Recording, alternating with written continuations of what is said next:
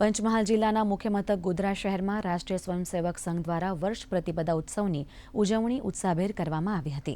હિન્દુ નવવર્ષના પ્રારંભ નિમિત્તે અને આરએસએસના સ્થાપક કેશવ હેડગેવારની જન્મજયંતિ પ્રસંગે દર વર્ષની જેમ ચાલુ વર્ષે પણ વિવિધ કાર્યક્રમોનું આયોજન કરવામાં આવ્યું હતું, જેના ભાગરૂપે ગોધરા શહેરના ચાંદની ચોક ખાતેથી શરૂ થયેલી પથ સંચલનમાં ગોધરા શહેર ઉપરાંત આસપાસના ગ્રામ્ય વિસ્તારોમાં ફરી હતી, જેમાં મોટી સંખ્યામાં કાર્યકર્તાઓ જોડાયા હતા।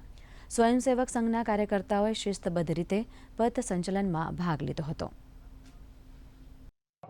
આરએસએસ દ્વારા વર્ષ પ્રતિપદા ઉત્સવ અહીંયા ચાંદની ચોક મહાદેવના મંદિર ખાતે યોજાઈ ગયો, જેની અંદર 150થી ઉપરની સંખ્યામાં સ્વયંસેવકોએ ગણવેશધારી ઉપસ્થિત રહ્યા અને નગરમાં પથ સંચલનના કાર્યક્રમ દ્વારા વર્ષ પ્રતિપદા ઉત્સવની આરએસએસ દ્વારા ઉજવણી કરવામાં આવી।